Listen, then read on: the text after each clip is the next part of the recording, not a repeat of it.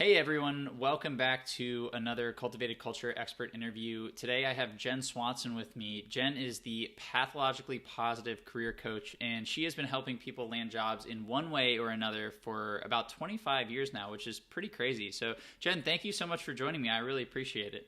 Thanks for having me, Austin. This is great. No problem. So today I'm really excited because we're going to focus on a topic that I'm really interested in, but I know you're really passionate about too, which is interviews. But before we get to that, I'd love to have you talk a little bit about what it is you do at Careers by Jenn. You have an amazing podcast, which I've listened to and loved and learned from. So tell us a little bit more about your business, and then we can dive into your background from there. Sure. Well, in 2011, I was teaching college and doing a bunch of other stuff. And they were asking me to teach a course called Communication or Human Relation Skills to mostly 25-year-olds going into healthcare. And they only gave me 30 hours to teach communication skills, which is absolutely not enough time.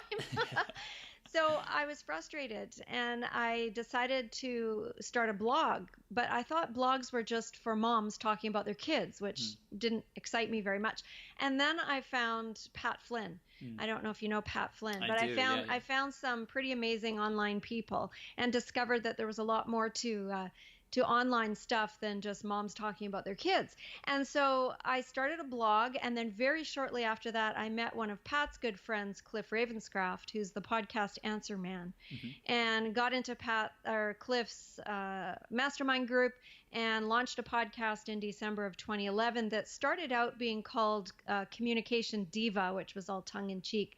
And it was mostly communication skills. But as I grew in the podcasting, learning more and more about that, I found I was mostly talking about helping people to be their best selves and put their best selves forward, especially at work. Because that's what I was working on. And so in November of 2017, I actually rebranded after having a call with a coach. I rebranded to Careers by Jenn. So that iteration of it is new, but it's the same stuff I've been doing. And the podcast just translated over. So it's been going strong since 2011. And it's published every week. And now it's exclusively focused on being well in your work life. And then if you're transitioning in your work life or if you're looking for work, those are the things that I can help with. Awesome. I love it. And just to reiterate again, Careers by Jenn is now the name of the podcast for anybody out there who wants to check it out. It is fantastic. And I think if people do give it a listen, they're definitely going to learn a lot. So let's talk about interviews. We can dive right into the meat here. I know that you're passionate about it, and I'm really excited. I know some of the things that you like to recommend, but let's say that, and you can start where you want to start, but I think for me, a lot of people kind of start thinking about that once they get a feel for actually applying and they're starting to get interviews consistently. I know on my side, I teach people or try to teach people as best I can how to systematize that process of landing the interview. So once you have a pipeline going, then I think people start to really hone in on, okay, how can I get better at this interviewing thing so that I can land the job? So I guess in that moment where you land your first interview, walk us through what you would recommend. Like how do I start approaching this process that seems overwhelming and gargantuan and, I could have another interview. I could get a phone call tomorrow and another interview is lined up for the following day. Now I have two and I'm not prepared. And so where do you start? Where does this all begin? That's a good question. Well, presumably, hopefully, you've done some industry research before you get to this point.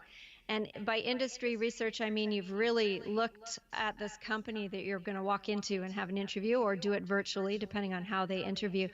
You've done your research, your homework on that company, because sometimes knowing what the latest newsletter said, if you can find it online, or knowing the culture of the company will really assist you in all the rest of the interview process. So you need to know if this is a formal atmosphere, so to know even how to dress.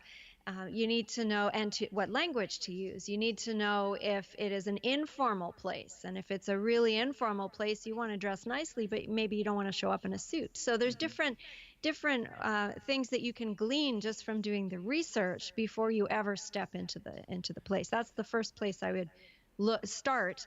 And depending on how many interviews you have that week, you might not have a lot of time to do that. Mm-hmm. But I would definitely suggest at least do some research to get familiar with the culture of the place that you're going to walk into. And I totally agree. But can you walk us through how you would recommend doing that research? Do you have specific tools or resources, or maybe like places that you send people where they can easily find that info? Because I know, I mean, when you're learning about a company, there's a lot to learn, right? And so it's easy to get overwhelmed. If they're public, they have their earnings statements, and they probably had a webcast about that. But then there's 16 people on Google Finance writing about all these different perspectives. And then you have the interview with the CEO, which may conflict with some of the other stuff. And so there's just so much information out there. How do you recommend that people go about researching the company efficiently and correctly? I actually would say it depends on the company. Okay. If it is a brick and mortar business that you can access by walking into, if it's a place that you can walk into unobserved, if it's a retail store, or a store that a store of some kind that you can go in, or a service that you can access, having the actual experience of being a client is helpful, because you will learn things that you won't learn from looking on the website necessarily. If that's not possible, if it's a bigger company than that, if you can't buy something from it, or order something from it, or have a service delivered to you, then it would be start with the website, because depending on how much time you have, you may not be able to get into the deeper kinds of research that might be beneficial. So start with just looking up their website. And if there is such a thing as a newsletter that you're allowed to access, because not every place will allow you to access their newsletter, then I would do that next. The other thing you can do is Google the company, like just put the name into Google and see what comes up. So not necessarily the website, but what else comes up. There might be a news article about that organization that might be of interest for you to read. Like, what's happening? Are they in the news, and why are they in the news? What's happened recently? Another place to look would be LinkedIn. And I would take a look at people who work at these places. Sometimes you can find out that information on LinkedIn. So who are some of the people that work at this place, and what are they like? What can you tell just by looking at LinkedIn? So those are some of the places that I would start. Awesome. Yeah, I love that. And I love that you mentioned if you can walk in, but if you can buy the product. I mean, a lot of these companies that we want to work for, they sell something, right? And so if you're able to get your hands on that, so I personally work at Microsoft still full time, and we have Office, or we have an Xbox, or things like that.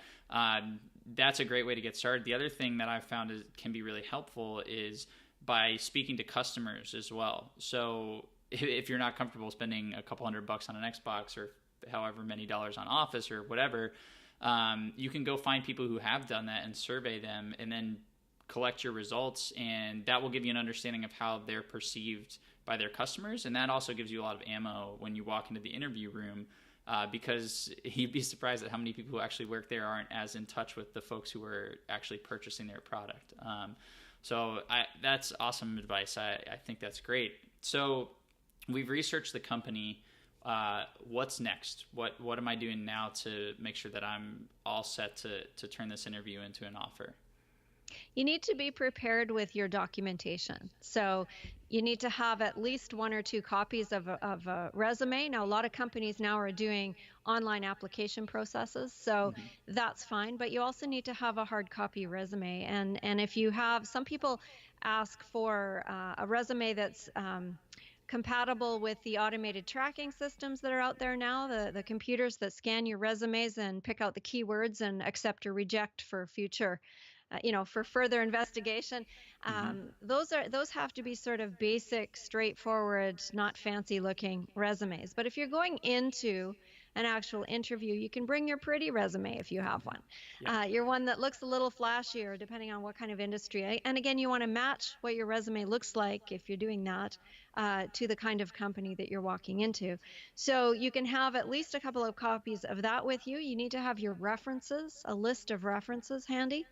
And you can have that on a separate couple of sheets that you can hand out if they ask for your references.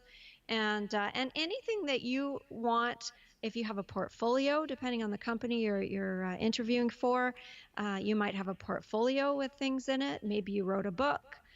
Those are the kinds of things you might need to have, and then something to write notes on, because it's a two-way thing in Hmm. interview, and a lot of people don't remember that or don't think about that, that it's not just you being put on the spot, which it maybe feels like, but you are also finding out from the people who are doing the interview what this place is going to be like to work at, and you're also interviewing them. So it's good to have some paper to write on, to take notes on, and also to have a few, and I can talk about this more at the end maybe, but a couple of really good questions.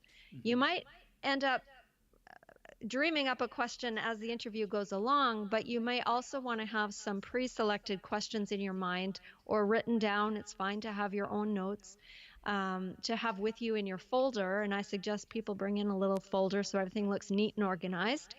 It's great to say that you're a very organized person on your resume, but to actually show that then is Hmm. important, right? So your cell phone needs to be off and put away somewhere so it doesn't make any noise. You need to be, neat and tidy in whatever way you dress, and you need to be on time, and you need to have all of your documentation in a nice, neat folder. And that way, you will be demonstrating preparedness, organization, initiative, all of those things that people are looking for and don't necessarily explicitly ask about. Hmm. Yeah, actions speak louder than words for Yeah. sure. But I wish we had this conversation many years ago when I was starting to apply for jobs. I remember the first time that I walked into an interview. I didn't bring any copies of my resume, and the person came in and they're like, "Oh, can I have your resume?" And I was like, "No," and Yeah. that did not end well. So after that, I learned my lesson, and I always brought several copies in a folder with me. And what's always amazed me is how actually the majority of people who show up to an interview ask for it because they haven't reviewed my resume ahead of time. And I think you find that the more senior you get and the busier people are, the more common that is. So I love that tip. I think that's awesome. So we've researched the company. We have an idea of how to dress. We have an idea of the type of language we're going to use, more formal, more casual. How do we now approach like the questions and what's actually going to happen? Because in my mind, and what I kind of preach is that most of interview success happens before you walk in the room with your preparation, your research, and all that. And I think a lot of that starts with the questions. So how do you, and there can be a lot of questions, right? I mean, if you go to like Glassdoor and you look through company interviews, you can get everything from like, tell me about yourself, to how many golf balls fit in an airplane, to how many gas stations are in Manhattan. And it can be very overwhelming. So how do you recommend people approach some of these questions, prioritizing them, and when they rehearse answers or write answers, what does a great answer look like? So I guess we can start. That was a lot. So maybe we'll start with the prioritization. So they are in charge of what they're going to ask you. So you Hmm. can't actually predict what is going to come at you. I would say be honest in your answer. Inventing something or making something sound fancier or better than it actually is going to come back to bite you. So you want to be Hmm. honest in your answer. You also want to be fairly brief, and it depends on the kinds of questions. If they're asking you history questions, factual questions, or situational questions, lots of people like to ask, behavioral questions. So tell me about a time when you dealt with conflict, or tell me about a time when, you had to solve a problem, this kind of thing. Hmm. What they don't want is a great big long story about, all the things that were going on with all the names of the people, et cetera, et cetera. They don't care. Hmm. What they want to know is how you handled it, what you actually did, the action steps that you took, and the result, the outcome. So, more than the great big long tale, which we often get lost in, is you want to have some practiced responses in the back of your mind that you've practiced about what was the situation, what was the task that needed to be done, what was the action that I took, and what was the result. And so that we call that the STAR formula. So, Hmm. and you can write it out on a piece of paper. I've got a neat little chart in the course that I teach that people can download, and you write the situation out in as succinctly a way that you can, way that you can that will at least give the idea of what was going on, the task that needed to be done, what action that you took, because they want to know your critical thinking abilities. They want to know your competency under, crisis situation or under stress, like how you think on your feet. They want to know all that kind of stuff, which is why they ask these questions. And they want to see if they can figure out how well you handled yourself without having to run to ask for assistance. So, what action did you take? And then what was the outcome? What were the results of that whole situation? And they might ask you three or four different kinds of situational questions Hmm. on different topics. Problem solving, again, conflict is one. I mean, there's so many. But those things, if you rehearse the formula to Yeah. be able to answer the question, knowing that you want to be the answer to their problem, you want to be the solution to their problem of needing somebody that can do all this stuff without having to be handheld the whole entire time. Hmm. Yeah, and one of the things that really helped me, I love that you mentioned the formula, because as I went on more interviews than I would have liked to go on during my job search. And what I kind of noticed was that there were a lot of these different questions, but some of them popped up uh, in multiple interviews. And maybe they were asked slightly differently. So tell me about a time that you faced a challenge, or tell me about a time you failed, could kind of be the same question in wearing different clothes. And so one of the things that really helped me was to isolate those questions and come up with maybe 5 or 7 that I found were asked frequently. Tell me about yourself. What's your biggest weakness? Tell me about a time you succeeded. Tell me about a time you worked with somebody who was difficult, client, so a coworker. And I would use a similar formula, and I would come up with my answer ahead of time, and then I would try to rehearse that. And that was really helpful, because even if you're, like you said, it's very hard to predict what people will ask you.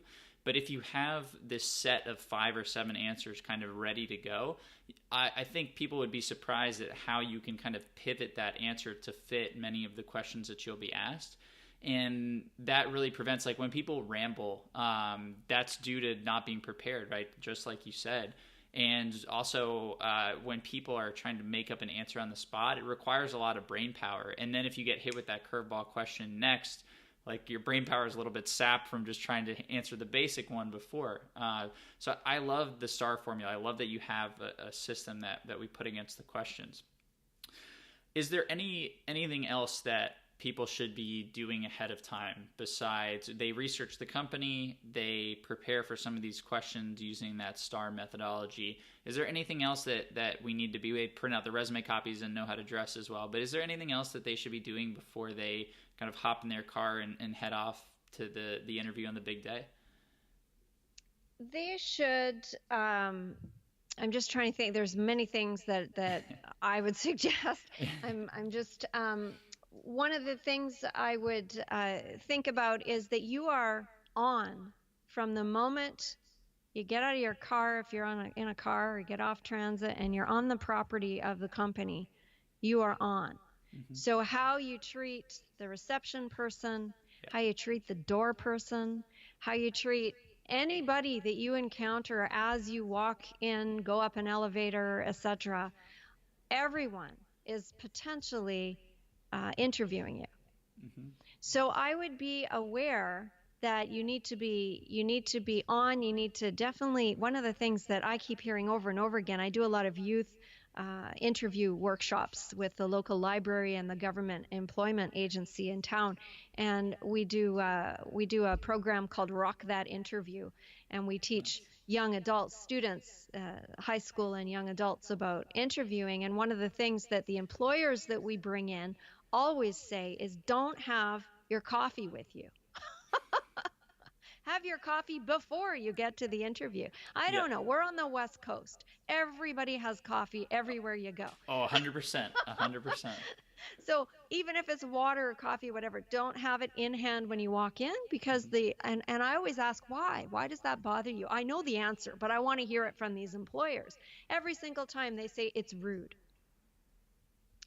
So I found that to be really simple. It seems almost ridiculous advice. Hmm. But it is something that we unconsciously do. And so that is an impression.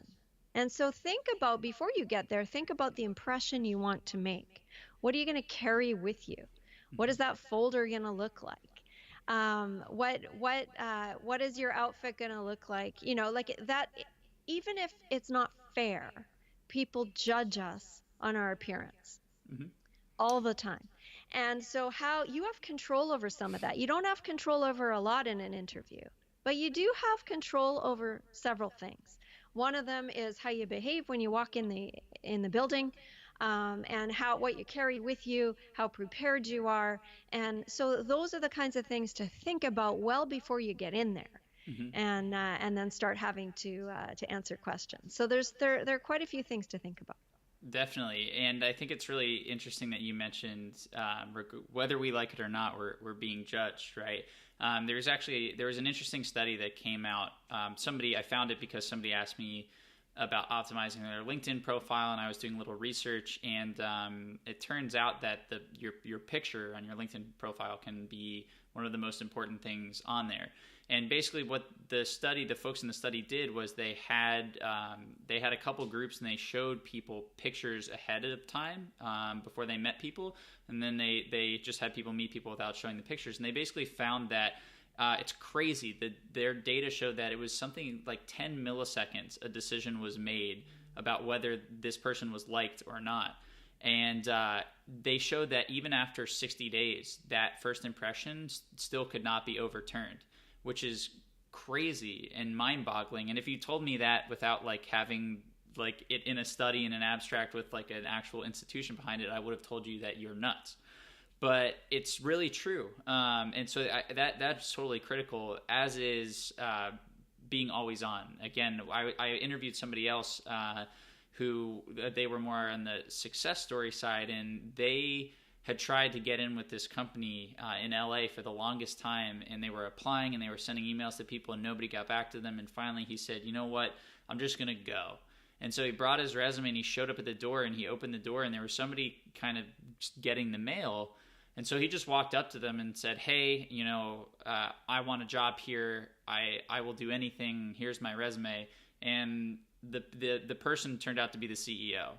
And so it could have been anybody, right? It could have been the janitor, it could have been the receptionist, or it could have been the CEO. But if he brushed that person off, assuming that they were either the janitor or the receptionist, like big opportunity lost there. So that's fantastic advice. Thank you for sharing it.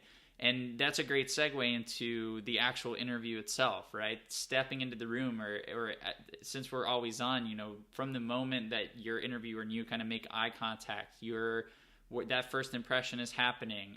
How do you hold yourself? All that. So tell us about what we can do from that moment when we first interact with our interviewer through to, I know the Q&A thing I'm really excited to talk about because that's something that I recommend and get excited about as well. But kind of that first moment up until the Q&A while we're answering questions, what are some things that we should be mindful of? What are some strategies that we should employ to kind of maximize our chances of getting to the next round, getting the offer? It's funny because when I do talk to these employers in the workshops that I do, the biggest thing they say is smile. People are so nervous that sometimes some people have a really intense or serious face, and and they say, honestly, we just want to see that your smile. Yeah. Your smile. Yeah. And of course, eye contact, because we're in North America, that's what you do.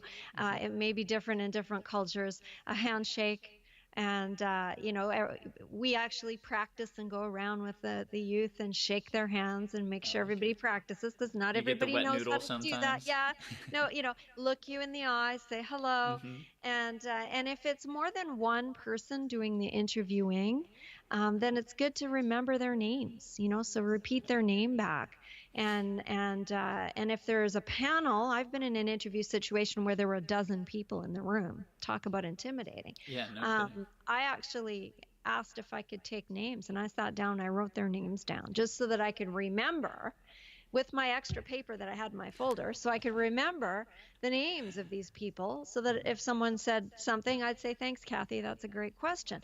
Now, I don't have one of those memories that would allow me to just remember that. Some people do have that blessing, but I don't. Yep. So I would suggest that. But the eye contact, the smile, people want to see a little bit of your personality. You don't get to show that in a resume. You get to show a tiny bit of your personality in a cover letter. The first time you walk into a room is not the first time they're going to have seen you, chances are. And Yep. what I mean by that is they are going to look you up.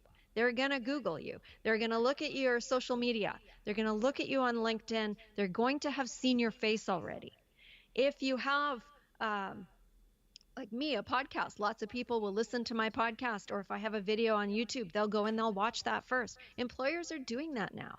Hmm. They're checking people out, creeping people's pages to find out about them before they walk into the room. So chances are it's not the first time that person is going to have laid eyes on you in some fashion. So keeping that in mind, your personality can come through, Yep. and that's the first step, I think. Awesome. Great. And so we've walked in the room. We've had, we did the handshake. We're starting to be asked questions. We're answering questions. One of the biggest things that I'd love to, if you have tips on it, I don't know, but I think for me at least was nerves. Just you start sweating a little bit, the heart rate goes up, you're kind of shaking, and I'm always like wiping my hand on my pants before you shake their hand. So do you have any tips for dealing with that? And that can go, I know that's not like probably something you should be addressing after you've walked in the room, but would love to hear if you have any advice for people. Yeah, in the course that I've got, I actually have a whole section called Your Circle of Excellence. And it's an exercise that you can do in advance that will prepare you to step into your circle of excellence, and help you to practice being calm and getting rid of the nerves. If you don't have that, or have time to do that, your physiology, you can trick your brain with your physical body. And you can do that by changing your posture. So while you're waiting, if you go into the bathroom for a couple of minutes before you have to go into the room, even just standing up straight, and this sounds really weird, but it's been researched, even just standing up straight and doing like the superhero pose, right? Mm-hmm. So you put your hands in your hips and you take a few breaths, and just even doing that, or putting your hands up and doing this, will actually trick your brain into a position of feeling like you are full of energy and you've got some power. Mm-hmm.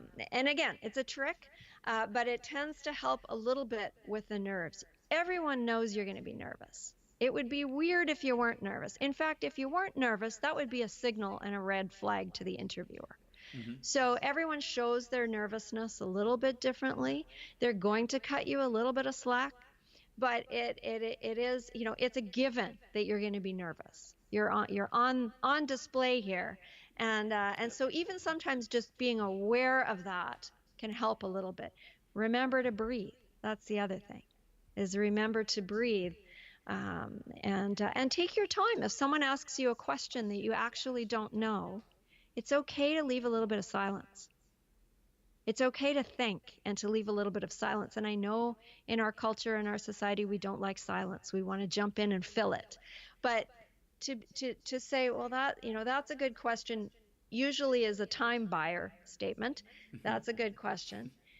But if you sit back for a moment and think, people will be okay with that. They'll be okay with letting you sit and think for a moment, and then you can give a better answer, I think.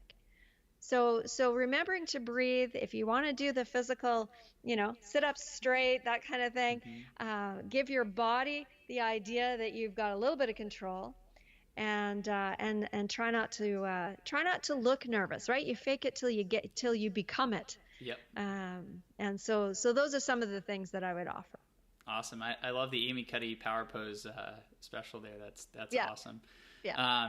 And thanks for sharing that, because I know a lot of people that's probably one of the biggest hurdles for them to overcome, because I know nerves can do weird stuff. Like, you rehearse your answers for weeks, and then you show up and somebody asks you this question, and then everything's blank, and that's when you really freak out, and it's kind of tough to recover.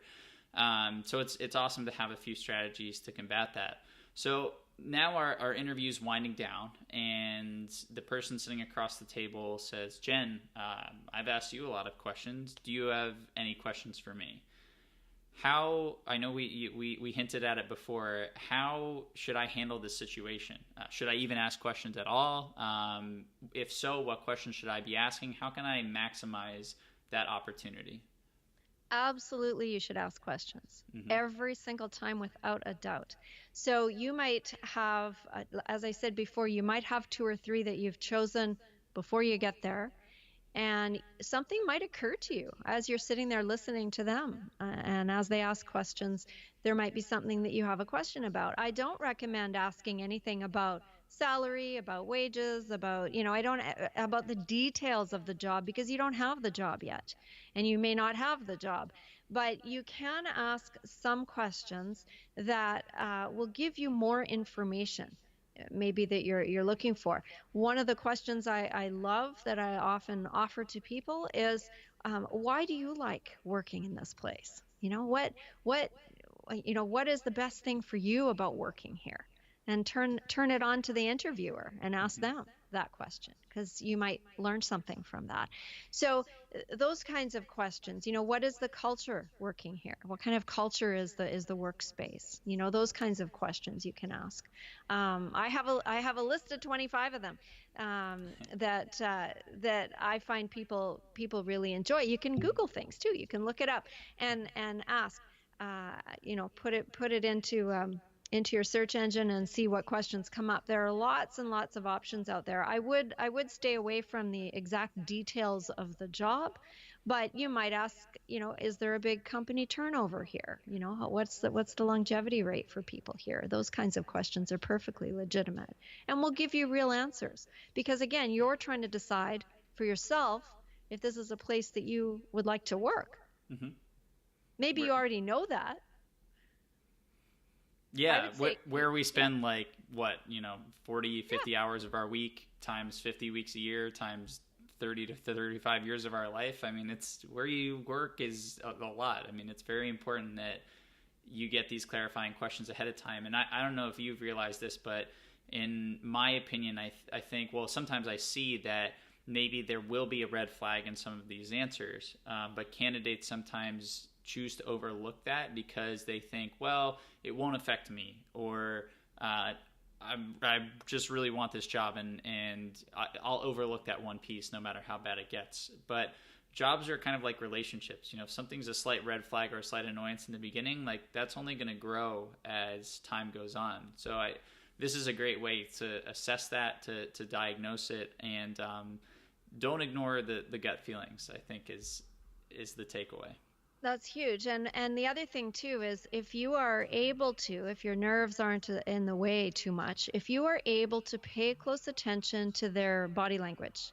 Mm. I'm a big fan of body language. If Yep, you it's are huge. able to pay attention to their body language when you're answering questions, depending on how many people are in the room.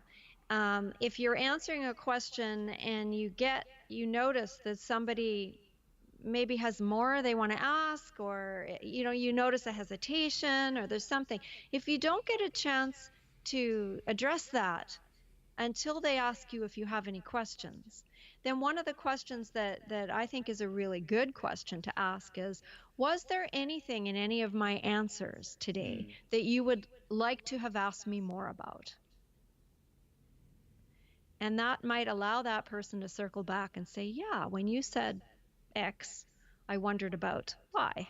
Mm-hmm. So that is another question that might give them an opportunity to go back over the things they've written down as you've spoken, and ask any wonderings they might have had, because sometimes that will clarify a worry that they've had about you as a candidate and might alleviate that worry, Mm-hmm. which then might lead to the job. So it's a great question to ask at the end. I love that one. I totally agree. It's fantastic.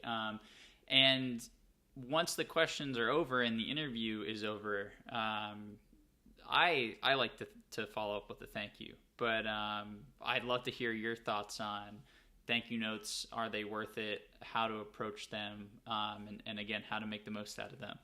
Absolutely, they're worth it. And it depends again on what kind of company it is that you're interviewing with. If you can handwrite a note and mail it in the old-fashioned mail system, that is fabulous, because that doesn't happen very often for people.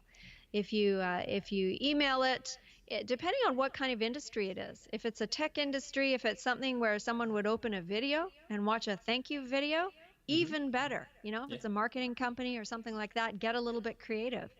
If it's not that kind of a company, just a quick little email to the person who invited you for an interview would do. And right away, like that same day, if you can do it, Yep. is what I would say. And pop it in the mail if you have something that you can send by mail, or send an email. And absolutely, a follow up is, what do they say? The fortune's in the follow up, right? I I heard love that it. somewhere. And one of my favorite things to do to combine the last two things that we talked about is sometimes there's a hard stop for your interview, right?